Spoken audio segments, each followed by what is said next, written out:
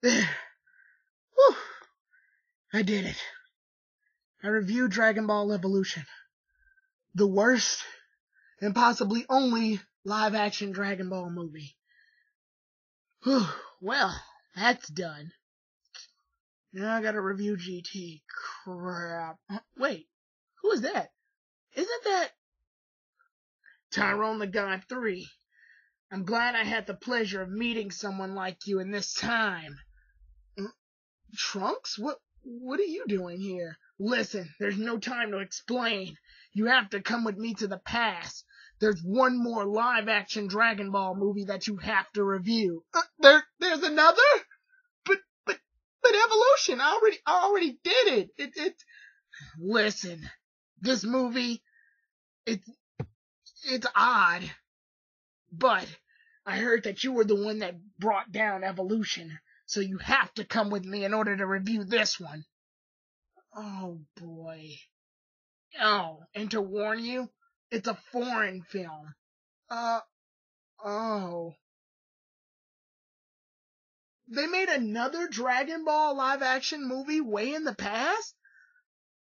Alright. Well, everybody, this is the review of Dragon Ball, The Magic Begins, a live action movie of the Dragon Ball universe that I didn't know about. But first, a little bit of history for you all. Way back in 1986, a Taiwanese studio in China developed a movie in the middle of the Nantao forest. This movie was called Dragon Ball Evolution. And in America, it made quite a release. It had made multiple releases, actually. It was called Dragon Ball The Magic Begins, but before that it was called Dragon Pearl. This movie bases itself largely off the original Dragon Ball story, but it more or less bases it off of the fact that Goku, the main character, is supposed to be Sun Wukong from Journey of the West, which is basically what Goku is based off of anyway. So this movie is basing its material off a Japanese character that based his material off a Chinese character? Yeah. Anyway, let's get started with the review. Dragon Ball The Magic Begins timeline placement is basically smack dab in the start of Dragon Ball. It basically wastes no time telling that. The only things that really contradict things here timeline wise is the fact that Gohan doesn't die in this movie, so it creates an obvious plot hole. And various other things are missing, but nothing that's too big because the movie actually does a decent job of replicating a lot of things that happened to its original source. Yeah, so 1 point magic begins. Let's do this the plot summary. The movie begins with what you probably wouldn't even think is a Dragon Ball film. A lot of these shaman-like monks, or Shaolin monks, if you will, come into a complete area and they worship the village chief. They worship the village chief because he's next in line to become the chief. And because he's next in line to become the chief, he receives a thing known as the Dragon Pearl. Now, I'll tell you right off the bat, the Dragon Pearls and Dragon Balls are literally the same thing. The one thing to note here is that the Dragon Pearls aren't the same color as the Dragon Balls, whereas the Dragon Balls were orange and clear like glass balls that were about the size of a Pokeball or a baseball. The Dragon Pearls are a little bit smaller. They're not as small as a golf ball, but they're smaller than a baseball, if that makes any sense. Also, the major difference here is that the Dragon Pearls are clear. And I guess the major difference is that they're called Dragon Pearls and not Dragon Balls. But regardless, they're called Dragon Pearls. And the village basically views this as a great treasure here. However, all is not well, as once he receives the Dragon Pearl in order to put it in the shrine for the villagers to witness, the village immediately gets attacked by a bunch of these spaceships or ships or airships, fleets. Then some military men come out. weird men dressed in strange, like, uniforms come in and basically blow up the entire village. And just then, we can play the Benny Hill theme as we see all of the villagers running away in oddly fast motions. Yeah, it's hilarious. Trust me. Watch it. Afterwards, however, the movie takes a shift, a Michael Bay-like shift, and everything explodes. Even things that the missiles didn't hit. Yeah, every house just randomly explodes. It's weird. Afterwards, however, we finally see two of the main henchmen. You'll notice that they're the main henchmen because they're bigger than the other henchmen and they dress a little bit different. But their weapon of choice is using rockets and guns in order to blow up the entire area. But they do this so that they can completely surround everyone at the village shrine. The village chief tells his wife and daughter to leave while he goes and protects the Dragon Pearl. Oh, and as a quick note, I'll be calling everybody here by their actual, like, Dragon Ball names and not the movie's names. I will say the movie's names, like the names, but I'll immediately replace them with the actual characters. That way it can help you all understand, because if I start saying the Dragon Ball The Magic Begins names, then things will get a little confusing. Anyway, once they head towards the inside of the village, once they head towards the inside of the shrine exactly, the leader of all of this chaos comes in, and he looks like a weird fish monster guy. The guy's name is the Horn King. Yeah, that's his name. And he speaks in very Power Ranger cheesy-like motions, where everything he says has movement to it. In fact, that's a lot of characters in this movie. This movie was made in 1986, so it makes sense, I guess, especially considering that this is a foreign film. But a lot of the characters here are very Power Ranger-esque when it comes to movements and overall sayings. And it's also very well to note that this movie had their voices originally in Mandarinian. I'm botching that language, I'm sorry.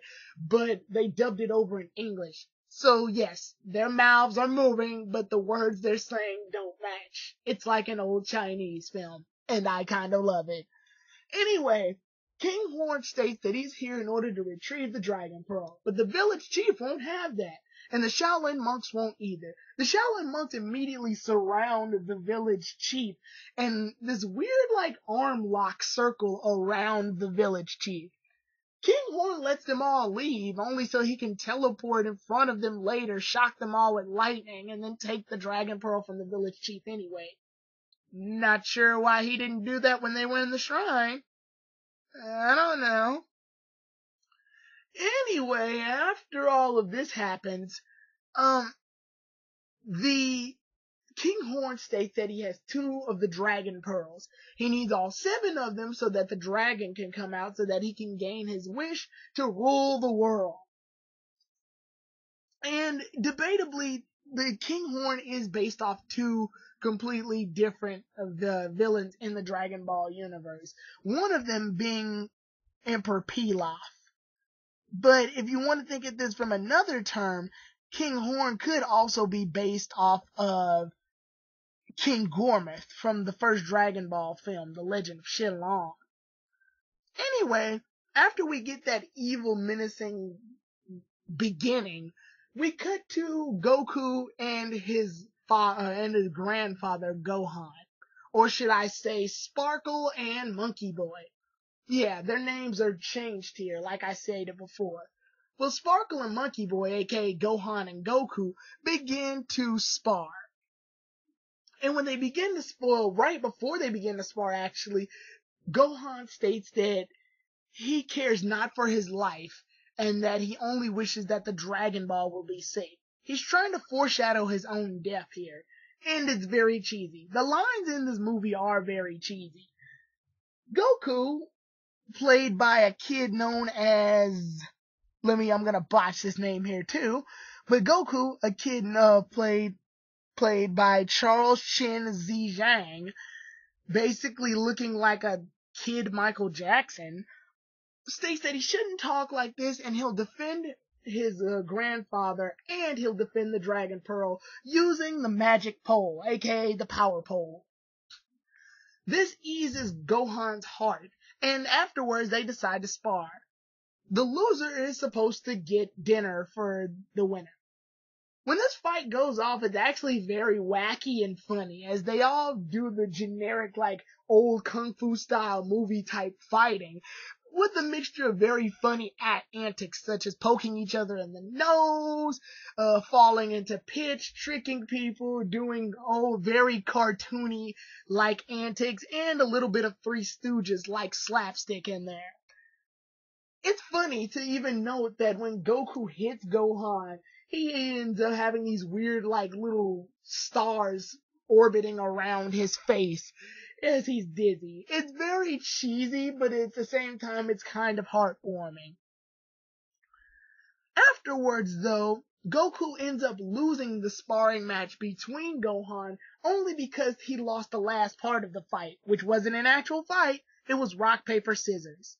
But what ended up happening was that Goku won. You could see it in the film. He uses scissors while Gohan uses paper. But then they also do a dance, and I'm guessing Goku screwed up on the dance. So anyway, Goku has to go and get dinner.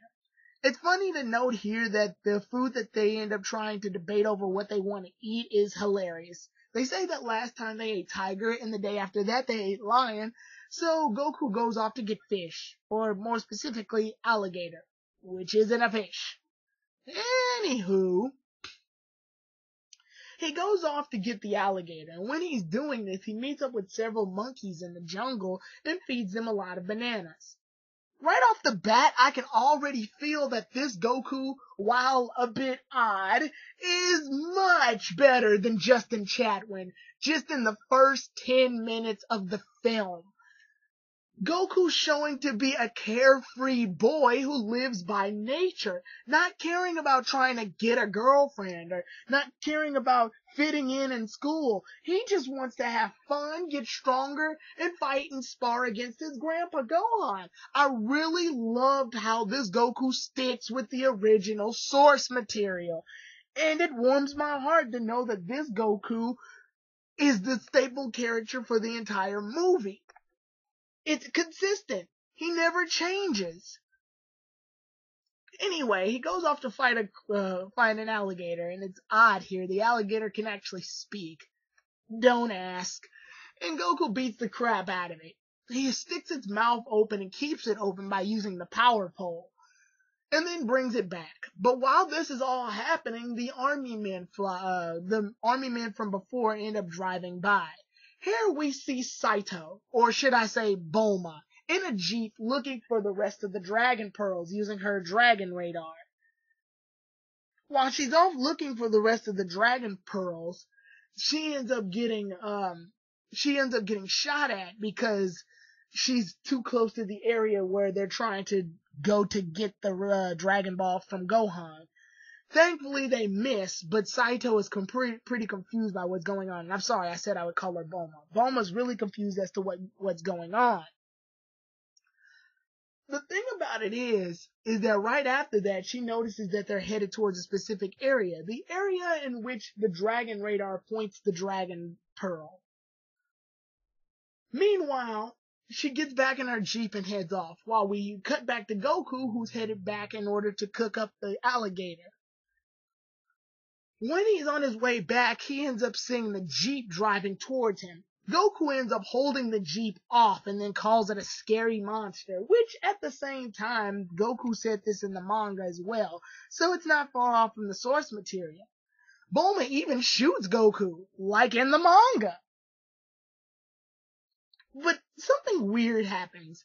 At this point, Goku is outside of Goku comes outside of the truck, and when he comes to the outside of the truck, he examines Bulma. And when he's examining Bulma, he notices something off about her. And at this point, he notices that Bulma is a girl. And he only knows about girls from what Grandpa Gohan told him. So he states some things like the chest is bigger, and then he goes off to try to actually touch her. In not perverted way, just in a curious way. And this happens. Bulma backs up and says, "Don't touch me." And Goku says, "Oh yeah, Grandpa told me not to touch women. Those people who touch women are known as," and they both say it at the same time, they say rapist. Now that took quite a turn, and it's a very laughable line. Meanwhile, we learn about what exactly Bulma was looking for. She states that she was looking for the Dragon Pearl, which is something that Goku heard of from his grandpa, Gohan. And Goku states that he has one. He has a 4-star one, while Bulma has the 5-star one. Because of this, she states that also where Gohan lives, there was a bunch of army dudes headed towards that area as well. She states that Gohan could probably be in danger because of this, and immediately Goku is off to go find Grandpa Gohan to see if he's okay. Bulma tries to follow, but the Jeep is clearly going to be slower than Goku at this point. While Goku is off, he notices that the entire cottage home is on fire. He can't find Gohan anywhere, and he assumes that Gohan is pretty much dead. Bulma appears in the area as well, and Bulma states that Grandpa Gohan could possibly still be alive. She notices that the army men that were there before start to get away and drive back to King Horn.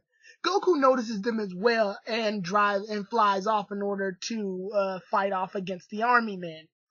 Bulma gets in her Jeep in order to follow after. And the chase is on. They end up shooting up Goku to the point where he loses them for a split second, but then tries to catch up with them again. Meanwhile, during all of this, once he jumps in to try to get them, Bulma ends up catching Goku and putting him in the Jeep. Then they end up in a car chase scene. While they're in the car chase scene, which is debatably cool, Goku goes in and tries to fight them while the van's still driving. He ends up getting shot up, though, because they're just too powerful, and they end up more or less getting away. It's at this point that Goku's mood shifts just a little bit to show that he's very aggressive and wants to avenge his grandfather for what he assumes is already dead. After this, they decide to escape the Jeep because the last army man, Zeatol, I think, shoots a cannon at the Jeep, and Goku and Bulma end up jumping out of the Jeep. When they jump out of the Jeep blows up, so now they don't have a ride, and they've lost the rest of the army men. I call them army men because this movie calls them baddies. And come on, what do you really want to hear? Afterwards, Goku ends up getting depressed because he basically has let his grandpa down, not only by him thinking that he's dead, but he lost the Dragon Pearl. At this point, though, they are both riding on top of an elephant in order to get to where to find the rest of the men and possibly get the Dragon Pearl back. Bulma states that she wants to go ahead and try to get the Dragon Pearl back as well and gather up all 7 of them because she feels that something will happen when all 7 are gathered. One of the things that's odd is that Bulma offers Goku some jerky that she was eating, that Goku offered her. And Goku basically states a line that Goku would never ever say in life. He's not hungry. To be fair, he is depressed about his grandpa, but just hearing that from Goku's mouth was very upsetting to me. Anyway, Goku does correct Bulma and tells her that it's not made of beef jerky. It's actually made of, like, insects and, like, some other type of animal. She freaks out and drops it. Meanwhile, we cut to a scene where this black-skinned piggy demon guy is chasing this little girl. And while he's chasing this little girl, he's, like, basically trying to make her marry him. You can immediately tell that this guy is oolong, but the story wants you to guess it out a bit and give you a little bit more clues. While she's running away, Bulma and Goku end up catching up to the chase scene, and Goku ends up fighting off against his name is Piggy in this movie, but I'm gonna call him Oolong for the sake of he's Oolong. Goku ends up fighting Oolong for a while, and it shows that Goku can beat Oolong no contest. Once he's battered and beaten up Oolong for a while, Oolong reveals that he is a shapeshifter. But before all of that, he actually says a line that's very weird. This movie does not hold back when it comes to some of the lines it says, I guess because it doesn't need to appeal to any kids. Oolong basically states that he'll kiss Goku's ass if he spares his life. Goku basically states, I'm not into ass kissing. I don't want my ass kissed. Yeah, he says it. To hear Goku say this is odd for me. Anyway, Oolong states that he can help him in other ways, by transforming into several different females in hopes to distract him, but Goku's more confused than distracted at this point. And then Oolong takes the opportunity to punch Goku right in the face, because he transforms into the female. Oolong then runs away trying to get away from Goku to hope that Goku, so he won't get killed by Goku, but Goku quickly chases him afterwards.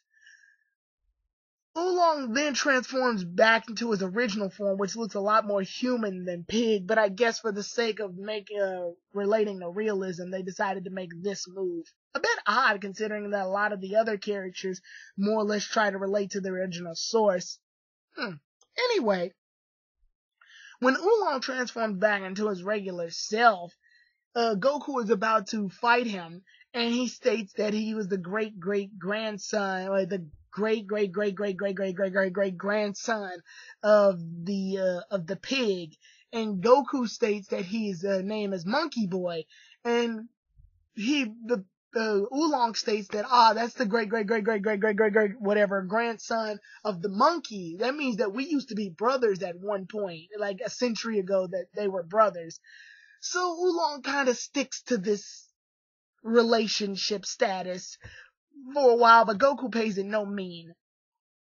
But none of that. It's time for them to meet up with the bandit known as Westwood. The bandit known as Westwood, or Bandit of the West, it's obvious this is Yamcha, shows himself, and to be honest, he's a little bit badass in this movie. He ends up shooting up Goku, but instead of getting shot, Goku counters it with his power pole by twirling it. When the gun doesn't work, he ends up trying to fight off against Westwood, aka Yamcha. He ends up trying to fight against Yamcha, and Puar is replaced with a parrot this time. It's an odd move, but debatably, it's not horrible. Yeah, the parrot is annoying by the way it states a lot of things over and over and over, as parrots normally do. But to be honest, there are some funny parts that I will be able to name later in this review. Anyway, Yamcha takes off his clothes and and you see him in his fighting garments. And he's also equipped with his sword. He challenges Goku to a full-on combat fight, where Goku fights using his power pole, and debatably this is a really good fight scene considering how old this movie is and given the conditions that this movie was shot in. This fight scene is really cool. Sound effects are a bit obvious and kind of out of sync sometimes, but again, decent. The fight shows that they're about even matched too, making Yamcha not look like so much of a bitch. While they clash, it was funny. Oolong is rooting for Goku while Puar is rooting for Yamcha, and the two go back and forth, and while they're commentating like back and forth, they're just repeating the same things over and over. It's kind of corny, but yeah, it's there. Meanwhile, though, when the fight goes out, Yamcha does end up getting knocked back. He doesn't be defeated, but he does get knocked back. And then when he comes back in order to fight off against Goku again, Bulma and Jade end up showing up. Now, you're probably wondering, Darryl, how come you haven't figured out who Jade's name is? More or less because Jade isn't based off any real character except for the one. You can probably debate that she's based off of You can probably, excuse me, you can probably debate that she's based off that one Dragon Ball movie, the Cursed Blood Ruby, but, aka Pansy. But as far as we're concerned, Jade and the village that she's in is very non-specific, so we don't really know who she's based off of. Anyway, Yamcha ends up getting up, and when he gets up, he ends up seeing Jade and Bulma right in front of him. It's immediately then that we see Yamcha comically swoop back because he's afraid of women. Yes, this movie keeps Yamcha's shyness of women, and I love it. He's shy of women, so he immediately retreats from fighting off against Goku. They don't really question it much, as they're pretty much glad that they've made it this far. Afterwards, though, they decide to camp out for the night.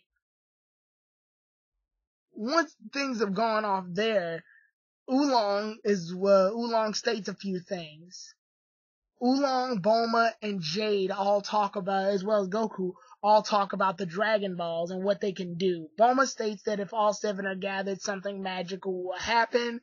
And Jade states this too, as she's heard it in legend and why the people of her village treasure it so much.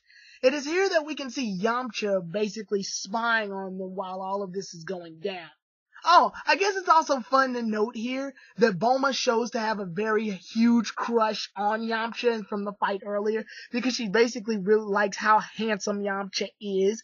So she keeps trying to talk to Yamcha, but Yamcha keeps fleeing away. And then when he flees away into the forest, he reveals that he has a shyness for women. And it's funny that Puar does this. Puar, that he's a parrot this time, basically changes his voice altogether to make it sound like Bulma, and that scares the shit out of Yamcha, and it's a very funny scene. But meanwhile, we cut back to that campfire scene. When we cut back to a Yamcha spying on them and basically hearing everything that they just got done saying, Oolong and the others basically state that they need to find Master Roshi. Once they find Master Roshi, they can go ahead and learn the secrets of they can go ahead and learn, no, they're not learning anything from Master Roshi, excuse me. Once they find Master Roshi, they figure Master Roshi can help them fight off against King Horn and the rest of his minions, because they show that Master Roshi is a very strong martial artist. After this, Yamcha overhears all of this and decides to go find Master Roshi for himself. Oolong states that Master Roshi is on an island south of here. So they go off to try and find Master Roshi, but Yamcha's already ahead of them. This is one of the funniest scenes in the entire movie, and probably one of the most pleasing. Master Roshi gets introduced, and when he gets introduced, he comes out of his hut, and he does probably the coolest dance I've ever seen in life to summon the Nimbus, or Magic Cloud as they call it in this movie. He summons the Nimbus. And if it's not the funniest thing in the world that he just danced to summon the Nimbus, he summons the Nimbus, gets on top of it. Now you're probably wondering, what? He can't fly on the Nimbus. His heart is impure because he's a pervy old man. So he should sink straight through. And this movie changes up the rules just a little bit. Master Roshi can stand on top of the Nimbus, but he can't fly, and the Nimbus won't do anything he says because he's a pervert. So it's not too far off from the original material, but at the same time it disobeys a couple of rules. But it doesn't matter because he can't use the Nimbus effectively. Master Roshi gets really mad at this, calling it dirty old lazy bones and stuff, and tries his best to tie the Nimbus in with ropes, and the Nimbus fights back and is basically pulling Master Roshi, and it's very wacky and odd. But it ends up crashing Master Roshi in. And this scene lasts a little bit longer than it should, due to the fact that Master Roshi is being pulled by this Nimbus cloud through waters and other various areas. And he ends up crashing on the beach face first. It is here then that we see Yamcha, and Yamcha goes off to talk to Master Roshi. But Master Roshi gets a misunderstanding and thinks that Yamcha is a crook, and basically fights off against Yamcha. The two have a fight, which, again, looks debatably cool, But Master Roshi states that why is he here, and Yamcha states that he's not here to fight, he's here to warn him that there will be a warrior coming in order to fight Master Roshi.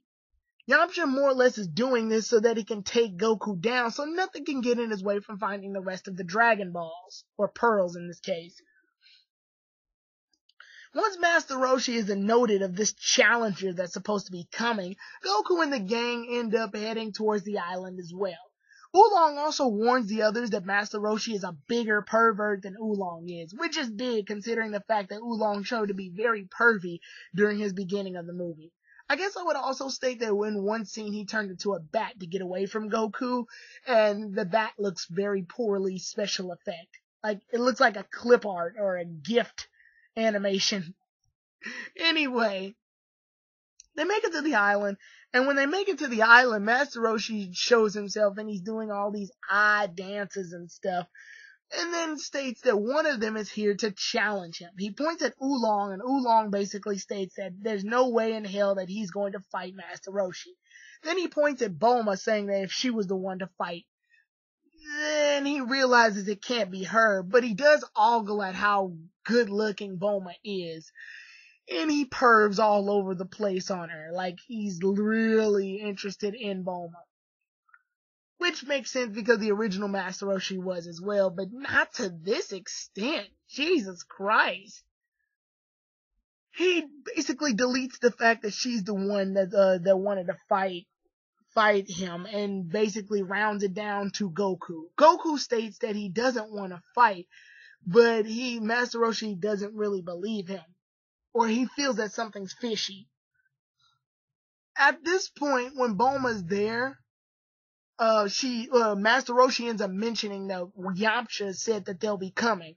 Once Bulma hears that Yamcha said that they'll be coming, she tries to find Yamcha. And damn it, Puar basically tells the exact location where Yamcha's hiding on the island. And Bulma and Yamcha end up having like this very funny anime-like chase scene where Bulma's just chasing him, saying his name, Westwood, Westwood, Westwood, and Yamcha's just like running away very fast and comically. And yeah, it gets crazy. It eventually leads him to get to the center of the island where Master Roshi states that, hey, one of you guys is lying to me. Oh, and by the way, Master Roshi's name in this movie is Turtle Man. But yeah, Master Roshi states that one of you's lying to me, and Goku states that Yamcha's the one that's lying, and Yamcha states that Goku's lying, and Master Roshi says, enough, I'll find a way to find out who's lying here. The way he does this is by having the magic cloud show up. So again, we get the coolest dance that we've ever seen in movie history. The magic cloud, aka Nimbus, shows up, and when the Nimbus shows up, he tells both of them to get on the Nimbus, and we'll do a test. The Nimbus will basically find out who is impure and who is dishonest and who Master Roshi should trust more. Yamcha goes on the Nimbus first, but he can't even get on top of the thing as it completely dispersed. Goku then gets a chance to go on the Nimbus, and he's not only able to get on the Nimbus, but he's even able to fly the Nimbus all around the entire island. Because of this, Master Roshi instantly believes Goku and finds out that Yamcha's the one that's lying. Yamcha quickly tries to retreat from Master Roshi so he won't face punishment from him. But Master Roshi then ends up teleporting in the way and stating that, you're not gonna leave this island until you told me why you lied.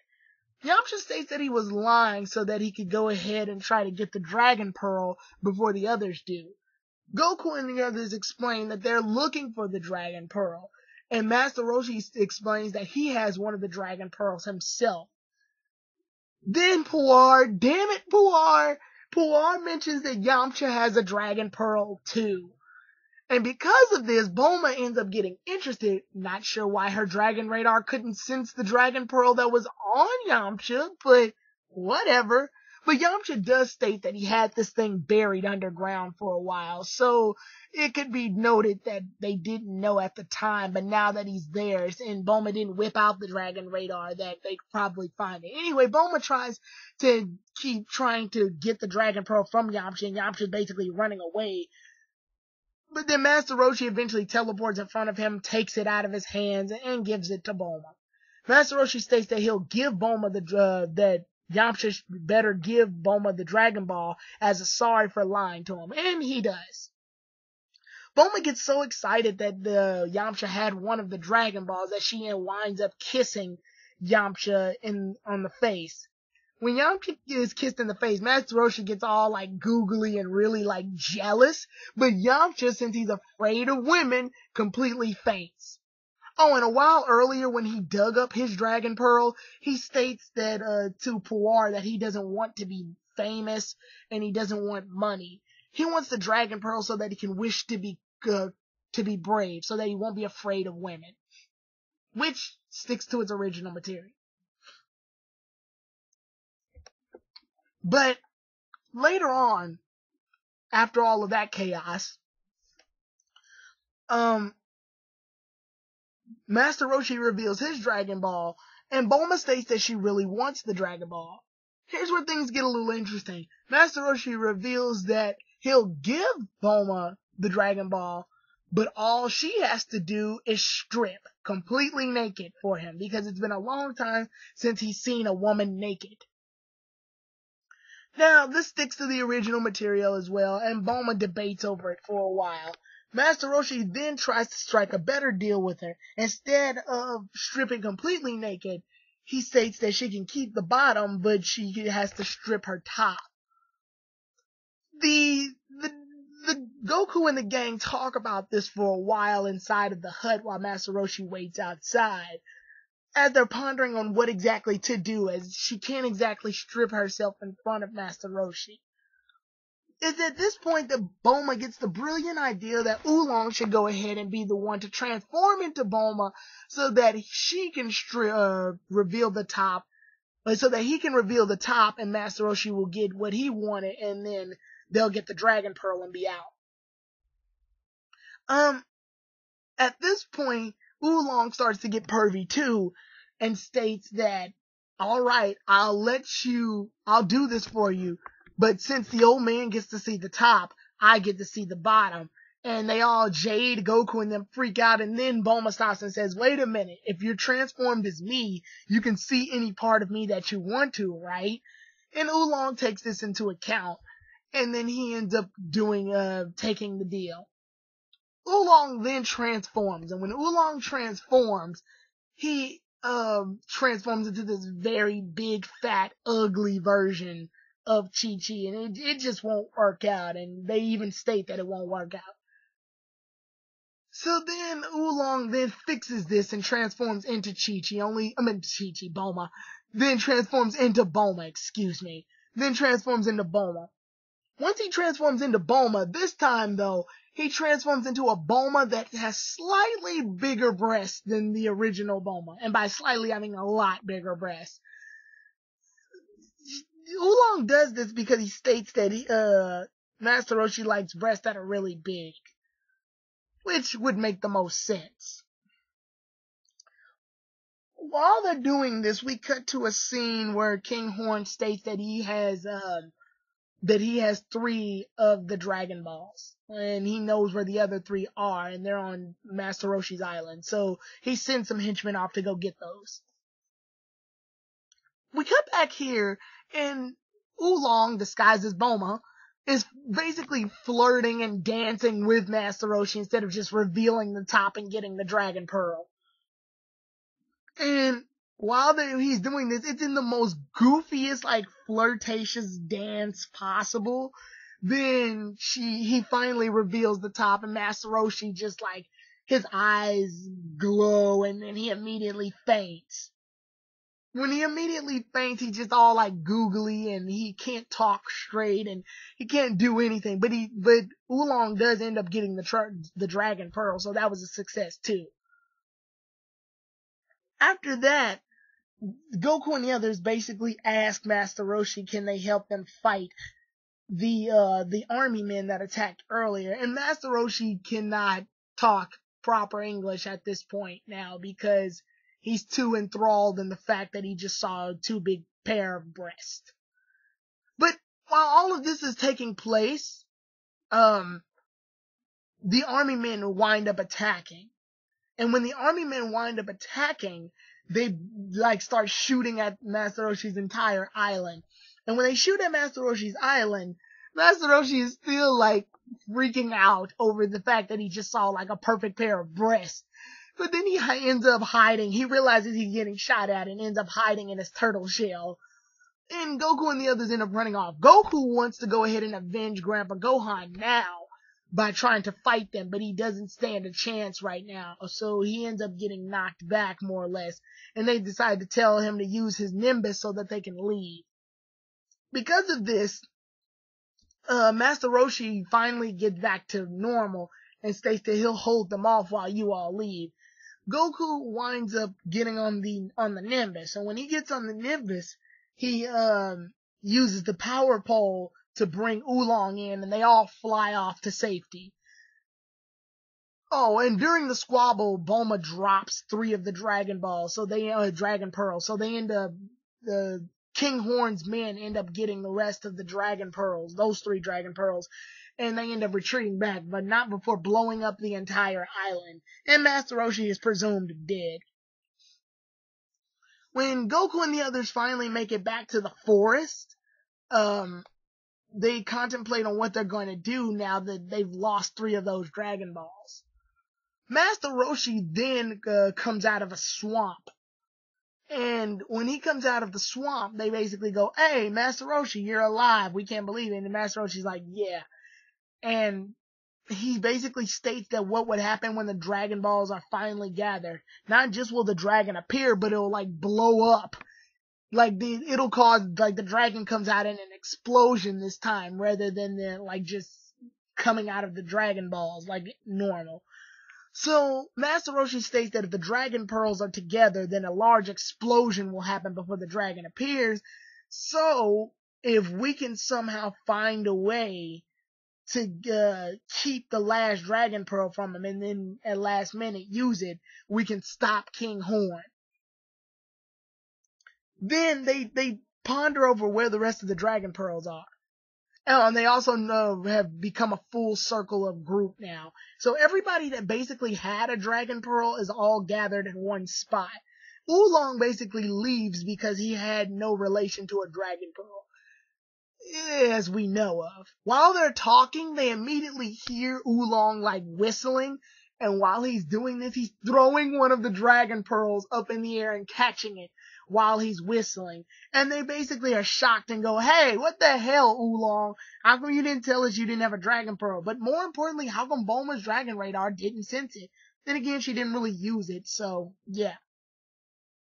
Anyway, Oolong stated that I shouldn't show this thing to anybody because people would try to steal it from me. So Oolong had a Dragon Pearl this whole time, and it turns out that's the 7th one and the one they need in order to summon Shinron. Because he has the final one, they need to go ahead and find King Horn and fight off the rest of his men in order to gain the other 6. So they all decide to work together and go in and attack King Horn's men. It's at this point that it's an all-out ambush against him. We see Oolong in some army-like outfits, and he's shooting King Horn's henchmen, just shooting him with a barrage of bullets. And then we see Goku and Yamcha, and the Goku and Yamcha are kicking a lot of these minions' asses. Like, they're just going in, and it's just an all-out beatdown, with Goku and Yamcha, beating up, like, tons of King Horn's henchmen. Then Marita, one of King Horn's female henchmen, the main female henchman, ends up fighting off against Goku and Yamcha, and the two work together, but they still can't seem to, like, cut it when it comes to beating her. But while they're fighting, Oolong takes the chance, and while they're all distracted, decides to whip out a gun and just shoot her right in the back. So yeah, Oolong beats her. It's odd. Meanwhile, we cut to Zatello, the guy, King Horn's henchman, and he ends up fighting. And when he ends up fighting Goku and Yamcha, Master Roshi ends up fighting as well, but Master Roshi ends up getting knocked back. Because King Horn's henchmen do have some really powerful artillery, I guess. Especially the guy henchman. He had like the really powerful rocket launcher that basically blew up Master Roshi's island. So when they're fighting though, Bulma takes the opportunity to grab a gun while they're all distracted, and she basically pulls an oolong and shoots the henchman while he's distracted by fighting Goku and Yamcha. And holy shit, he dies in the most brutal way possible. His upper half of his body just blows up. Yeah, so that happens. Anyway, while they're headed off to the shrine deep within the village, King Horn appears, and King Horn ends up fighting off against Goku tries to fight King Horn, but Goku gets his ass whooped almost immediately. And King Horn not only shows himself, but he also shows himself with, Grandpa Gohan. Grandpa Gohan's still alive. I know it's odd. But while Grandpa Gohan is alive, he threatens King Horn uses Gohan as a hostage, stating that if you all try to strike me, then I will kill Gohan. So Goku basically states that we need to go ahead and give King Horn the pearl or else he'll kill Gohan. And Master Roshi says that we can't do that. If we give him the pearl, he'll kill everybody. And they get in this large debate over what happens. And then for some odd reason, King Horn decides to just go ahead and say screw it, throws Grandpa Gohan on the ground, kicks him, and then summons like a bunch of the villagers. Like brings them back to life as zombies and then has them attack the rest of the Z Warriors. And while they're like too crowded because there's too many of them attacking at once, they all are like crowded and bombarded. And then while they can't fight back, Goku winds up summoning the Nimbus. Oh, and it's also fun to note here that Master Roshi had to do the dance to summon the Nimbus, but Goku doesn't because Goku's so pure of heart that the Nimbus will do whatever Goku wants, basically. So when Goku ends up getting the Nimbus, he flies in and it hits King Horn right in like just dead center. When it hits King Horn dead center because Goku was able to fly over the army of dead people. And also Jade tries to like hug her parents, but it's no good because they won't recognize her because they're zombies. Anyway, Goku hits King Horn. And when Goku hits King Horn, the spell wears off. And when the spell wears off, everything returns back to normal, and Goku and Yamcha try to fight off against King Horn. When they try to fight off against King Horn, Yamcha and Goku don't stand a chance. Like, they're not as strong, but they do put up a really good fight. Then Master Roshi comes out and tries to fight King Horn, and it's worth noting that Master Roshi does do what's debatably Energy Blast, but these Energy Blasts look more Energy Blast-like than in fucking Dragon Ball Evolution, where they looked all wispy. They actually look like lasers. I like this. Anyway, fight goes on. Master Roshi ends up using like a very powerful like lightning strike attack, and King Horn shoots a lightning strike, and the two are tied. But then Grandpa Gohan ends up giving Master Roshi a lot of his energy, which powers up Master Roshi's attack enough to where they could blast King Horn. Then Master Roshi states to Gohan that if we can get the Dragon Ball inside of King Horn's mouth, because King Horn has the rest of all 6 of the Dragon Pearls inside of his stomach, if we can get the final one inside of his mouth, the dragons will come out of King Horn and blow him up. So they continue to fight, but while they're in the squabble and try to get the Dragon Pearl into King Horn's mouth, they tell Goku to use the Power Pole, and the Power Pole knocks the Dragon Pearl into King Horn's mouth. And when it does this, all 7 Dragon Balls are gathered, the Z Warriors immediately run, and the dragon gets summoned and blows up King Horn in the process. And the dragon comes out. When the dragon comes out, the dragon basically tells them to speak their wish since they gathered all 7. And this is funny. They're about to say the wish. Master Roshi and Oolong are about to say what wish they want. And Goku covers up Oolong's mouth. And Yamcha covers up Master Roshi's. And then they say, stop! And then they tell Jade to state her wish. Her wish being to revive everyone back from death. Everyone that died in the village back to life. The dragon basically does this wish, and when he does this wish, everybody from the village comes back to life, and Jade gets to see her parents again. And it's it's a nice reunion. Everybody's all back together again, and it's heartwarming and whatever. And Yamcha says, I have a wish, and Goku says, what's that? I want to fight you, and Goku says, wish granted, and then they're about to fight, and then it's a big freeze frame, and the movie ends. So how do I feel about Dragon Ball? The magic begins? I like it. What? It's cheesy. It's over the top. The lip sync is horrible, and even the special effects are debatably bad, even in a 1986 movie. But to be honest, have you ever seen that kid or teenager or even adult, have you, that tries to reenact their favorite character in Dragon Ball Z or Pokemon or any anime in general? And they try too hard and are way too enthusiastic, and it just looks really embarrassing, especially in public. Well, this movie's that, but in a situation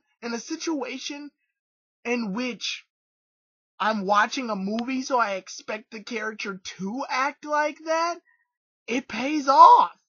Yeah, it's a little too much. Like, Master Roshi was a pervert, but not to the point where he would spaz out this long in a scene. And the Yajirobe was as well. Yamcha was afraid of women, but not to this hilarious of a degree. A lot of the characters here have been overdone, especially considering that it's a real live person trying to act like an animated character, which will always come out as weird. But in this certain situation, it works. I mean, at least these characters know who they want to be. At least these characters have had fun. I can tell that the kid who played Goku is having way more fun than Justin Chatwin. Whereas if Justin Chatwin in the cast of Dragon Ball Evolution seemed to have done this role as a job. Whereas these people have done their roles and had fun with them. And it's better to see someone having fun doing what they love to do rather than doing something just because they have to do it. And now you just feel like you have to watch it. I've always stated in movies or in video games or whatever I'm doing, if they're not going to put in the effort, then I'm not going to put in the effort to enjoy it. And they did that here. It may have been over the top, it may have been corny, it may have been cheesy, and a little bit of the lines and scenes were very cringeworthy. The lines in this movie were very questionable at best, even for Dragon Ball and Dragon Ball Z standards. But this movie knows what it is, at least. This movie has basically taken the identity of the Dragon Ball universe and has basically done it full on. It doesn't ask any questions. It doesn't try to make any creative changes that it thinks will appeal to another audience group, because it doesn't have to appeal to another audience group. It knows that it's supposed to appeal to the Dragon Ball fan base. And while it does some, like I said, questionable things, it even does some things that introduce the people who haven't seen Dragon Ball to the series as well. Some generic movie things are in this movie as well, as they're usually in most movies that are based off another, like, culture or another source material. But the thing about it is that it's lightly tapped. Everything else in this movie basically knows what it needs to copy off of, and it copies off of it. It told the scene with Goku almost getting ran over by the van and shot up by Bulma perfectly, to the exact same way. Albeit the characters have different names like Monkey Boy and Saito, but at the same time, it's actually pretty fun to go and find the characters in this movie whose names are different than their anime/manga counterparts. It was kind of like a scavenger hunt. I mean, I'll tell you, when I found Yamcha as that cool little bandit that tried to shoot up Goku, it was probably really exciting just because I was able to find out that was Yamcha. It's like a hidden gem in beneath the movie that if you had no idea was a Dragon Ball movie. And those who aren't familiar with the Dragon Ball series can watch the movie, while another person who does watch the Dragon Ball series can pick out certain things and point them out. Turtle Man is Master Roshi. Yamcha is Westwood. Goku is Monkey Boy, Sparkles is Gohan, and Piggy is Oolong, as well as Saito being Bulma and Jade, she's just Jade, or Pansy. But once you pick these things out, it makes the ride far more enjoyable. This movie is odd. I'm not going to count that out. And in any normal 1986 movie standards, the special effects, like I said, would be laughable at best. But that's only because Dragon Ball Z, in this particular instance, is trying to keep up with its manga/anime counterpart. So it tries to do some cartoony things that special effects, especially for a foreign film, can't just pull off on the blink of an eye like it can now.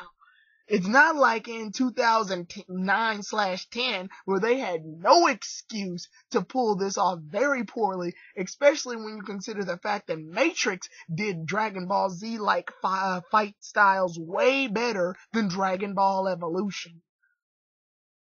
I expect the flying in this movie to look like some kid that's on top, that's being pulled by a string.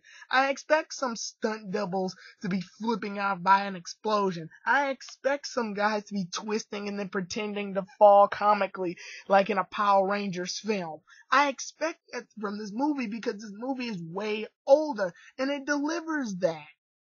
And even still, the movie knows what it does, and the movie isn't limiting itself with the technology that it has or the environment that it's around. It goes full on Dragon Ball through the entire series. It doesn't waste its time trying to help others learn about the Dragon Ball universe. It knows what it is and teaches when it can. And it's not so hard to pick up even if you're not a Dragon Ball fan. Although I really wouldn't recommend you watch this if you're not a Dragon Ball fan. This movie would be bad if you weren't a Dragon Ball fan, because at this point you're just watching some random foreign film. But if you are a Dragon Ball fan, I would actually give this a watch. I know what you're thinking. Live action and anime shouldn't really be as movies, but like I said, foreign films have actually done anime movies right before. The Rurouni Kenshin movie is great as a live action movie. So is Death Note. It's because when foreign films do movies based off of an anime culture, they don't try to make it relate to everyday people. They don't try to make it relate to the social norm. They don't try to fit in classic or very well drawn out or dead movie cliches and use them over and over, hoping that if you staple Dragon Ball on it, it'll fit. This movie does exactly what the source material wanted it to do, and though be it it's a bit odd, it's supposed to be. The reason that the Mario Brothers did so bad as a live action movie is because it didn't follow its original source material.